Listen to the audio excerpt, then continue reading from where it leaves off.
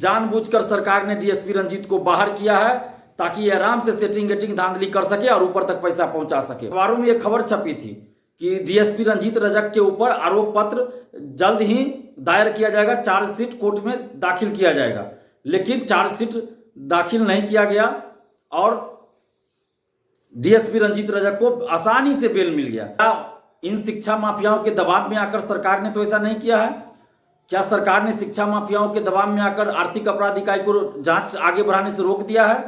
ये बहुत बड़ा सवाल है। इकाई द्वारा जांच के लिए भेजा गया, ऐसी खबरें चली थी और उसके बाद 1.5-2 महीना हो रहा है, अभी तक कोई खबर नहीं आई इस केस में क्या हुआ, जांच आगे बढ़ी नहीं बढ़ी, कोई खोज खबर नहीं है। और बहुत सारे लोग इसमें फंस रहे हैं। बीपीएससी ऑफिस के अंदर के बहुत सारे अधिकारी और कर्मचारी फंस रहे हैं और बीपीएससी ऑफिस के बाहर के कई आईएएस आईपीएस अधिकारी का नाम आ रहा होगा। सीधा इशारा कर रहा है कि सरकार आर्थिक अपराध इकाई को जांच करने से रोक दी है और आगे अब कोई जांच बीपीएससी पेपर लीक में नहीं होने जा रही। ये 2012 में बीएसएससी पेपर लीक में भी संलिप्त पाया गया था। तारकिशोर प्रसाद जी कई ऐसे लोगों को सम्मानित करते हैं जो पेपर लीक में संलिप्त हैं। नमस्कार दोस्तों, मैं दिलीप कुमार। दोस्तों, बीपीएससी पेपर लीक मामले में गिरफ्तार डीएसपी रंजीत रजक को कल कोर्ट से जमानत मिल गई, बेल मिल गई और वो भी एमपी एमएलए कोर्ट ने बेल दिया है। ये बड़े ही आश्चर्य की बात है कि एक दिन पहले यानी कि परसों बीपीएससी के सचिव जीवत सिंह जी ने इस्तीफा दिया और उसके एक दिन बाद यानी कि कल डीएसपी रंजीत रजक जो कि पेपर लीक मामले में गिरफ्तार था, उसको कल जमानत मिल गया और वो भी एमपी एमएलए कोर्ट से जमानत मिला है। तो ये पता नहीं किस तरह की घटना बिहार में चल रही है, मुझे तो नहीं पता, लेकिन ये बड़े ही आश्चर्य की बात है और कई सवाल खड़े करते हैं कि आखिर सरकार क्या चाहती है। क्या सरकार ने आर्थिक अपराध इकाई को जांच आगे बढ़ाने से रोक दिया है क्योंकि 60 दिन के अंदर आरोप पत्र दाखिल नहीं करने के कारण डीएसपी रंजीत रजक को बेल मिला है। कोर्ट ने सीधा सीधा यही कहा कि 60 दिन के अंदर चूंकि आरोप पत्र चार्जशीट दाखिल नहीं किया गया, इसी आधार पे डीएसपी रंजीत रजक को जमानत यानी बेल मिली है।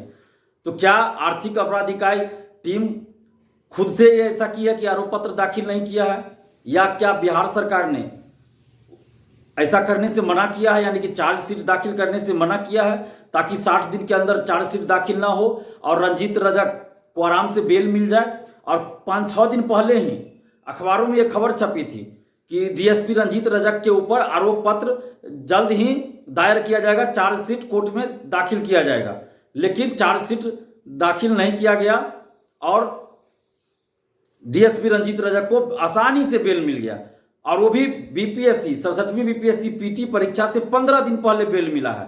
30 सितंबर को बीपीएससी पीटी होना है और उससे 15 दिन पहले डीएसपी रंजीत रजक को बेल मिल गया। यानी कि क्या कहीं ऐसा तो नहीं है कि जिसका 15-15 लाख 20-20 लाख रुपया लिया गया है क्वेश्चन आउट कराकर पीटी पास कराने के लिए, तो क्या इन शिक्षा माफियाओं के दबाव में आकर सरकार ने तो ऐसा नहीं किया है?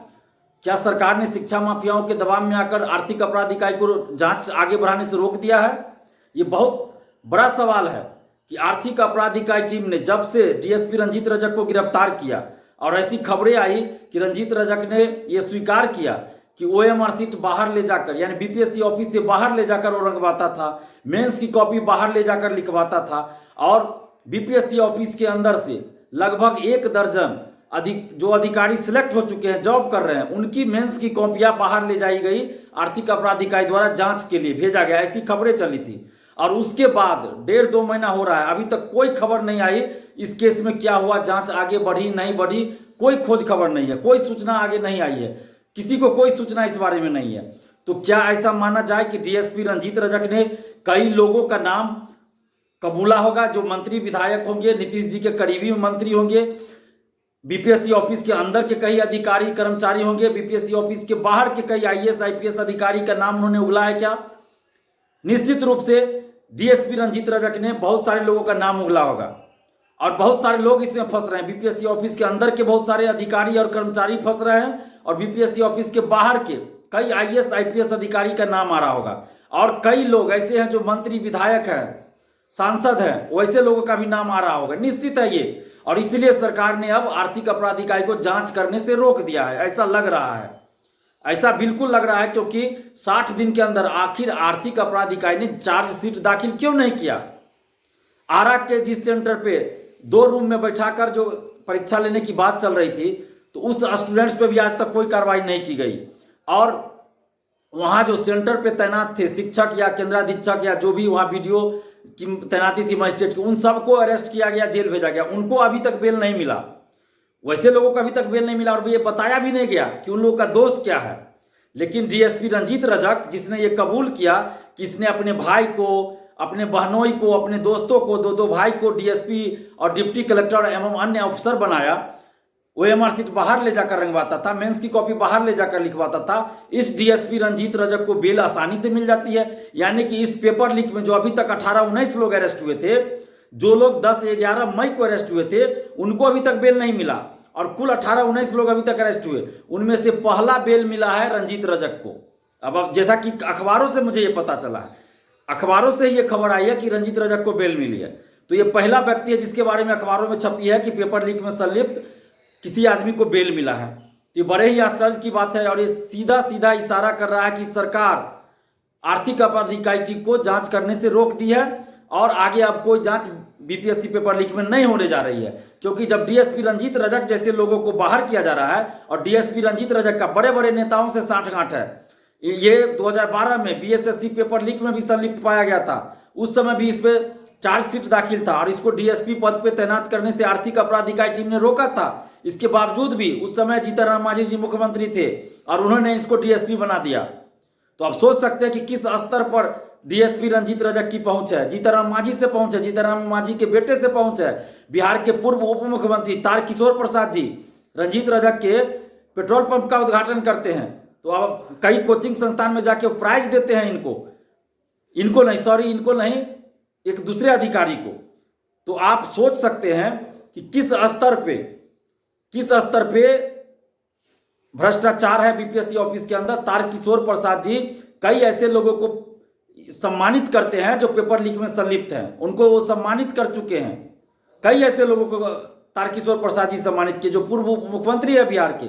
अब आप सोच सकते हैं कि बड़े बड़े नेताओं से इन शिक्षा माफियाओं की साठगांठ है और सरकार कहीं ना कहीं सरकार के आदमी अब फंस रहे हैं। नीतीश कुमार जी के करीबी मंत्री, विधायक, नेता, सांसद फंस रहे हैं और उनके करीबी आईएएस अधिकारी, आईपीएस अधिकारी फंस रहे हैं। इसलिए रंजीत रजक को अब बाहर किया जा रहा है। और दूसरा कारण ये भी है कि 30 तारीख को पेपर बीपीएससी पीटी परीक्षा है, तो उसमें जिन लोगों से पैसा लिया गया होगा उन सभी लोगों को क्वेश्चन अवेलेबल ये लोग करवाएगा, हो सकता है। इसलिए इसको बाहर किया जा रहा है कि आराम से ये लोग पेपर लीक करा के जिन लोगों से 15-20 लाख रुपया लिया है उन लोगों को फिर से पेपर उपलब्ध करा दे और 15-15 लाख 20-20 लाख रुपया जो लिया है तो उसकी वसूली हो जाए, वापस ना करना पड़े। निश्चित रूप से आखिर क्या कारण है, सरकार बताए कि क्या कारण है, क्यों डीएसपी रंजीत को बेल मिल गया, क्यों 60 दिन के अंदर आर्थिक अपराध इकाई टीम ने कोई चार्जशीट दाखिल क्यों नहीं किया, कोई आरोप पत्र क्यों नहीं दाखिल किया, जबकि इससे पहले जो भी अरेस्ट हुए हैं उन सब पे आरोप पत्र दाखिल किया गया, चार्जशीट दाखिल किया गया। लेकिन रंजीत रजक पे चार्जशीट क्यों नहीं अभी तक दायर किया गया, क्यों नहीं आरोप पत्र दाखिल किया गया? इसका मतलब है कि जानबूझकर सरकार ने डीएसपी रंजीत को बाहर किया है ताकि ये आराम से सेटिंग धांधली कर सके और ऊपर तक पैसा पहुंचा सके। आप समस्त बीपीएससी अभ्यर्थियों से और समस्त बिहार की समस्त जनता से भी हम अपील कर रहे हैं कि इस भ्रष्टाचार के खिलाफ आवाज उठाइए, हमारा साथ दीजिए। आप देख रहे हैं कि सरकार की भी मिली भगत है, अगर सरकार की मिली भगत नहीं होती तो रंजीत रजक को बेल नहीं मिलता। इतना बड़ा शिक्षा माफिया है रंजीत रजक और उसको खुलेआम बेल मिल गया, कोई उसको ऑब्जेक्शन नहीं मिला, कोई आरोप पत्र दाखिल क्यों नहीं किया गया 60 दिन के अंदर, जबकि 5-7 दिन पहले ही अखबारों में छपी थी खबर कि आर्थिक अपराध इकाई टीम जल्द जो है आरोप पत्र दाखिल करने जा रही है रंजीत रजक के खिलाफ। लेकिन नहीं किया, जानबूझकर नहीं किया गया। सरकार ने आर्थिक अपराध इकाई टीम को रोक दिया है कि कोई भी आरोप पत्र दाखिल नहीं कीजिए ताकि आराम से रंजीत रजक को बेल मिल जाए और 67वीं बीपीएससी में आराम से जिस लोगों से पैसा लिया गया उन लोगों को पीटी पास करा दिया जाए। तो अब बिहार के छात्र युवाओं को एकजुट होकर आवाज उठाना होगा। आप सभी सोशल साइट्स के माध्यम से अभी आवाज उठाइए, क्योंकि 30 तारीख को पीटी है तो इसलिए हम अभी कोई आंदोलन भी नहीं कर रहे हैं, लेकिन आवाज उठाइए, नहीं तो 30 तारीख के पीटी परीक्षा में फिर से रंजीत रजक और इनके जैसे लोग और जो आईएएस अधिकारी, आईपीएस अधिकारी है वो लोग पेपर लीक करवाकर आराम से अपने कैंडिडेट को जिन लोगों से पैसा लिया उसको पीटी पास करवा देगा। तो आप लोग आवाज उठाइए, और हम तो उठा ही रहे हैं। समस्त मीडिया बंधुओं से भी अपील कर रहे हैं कि इस चीज को लेकर आवाज उठाएं कि आखिर शिक्षा माफिया रंजीत रजक पे आरोप पत्र दाखिल क्यों नहीं किया गया। धन्यवाद, जय हिंद। लाइव बिहार YouTube पर सब्सक्राइब और Facebook पर लाइक जरूर करें।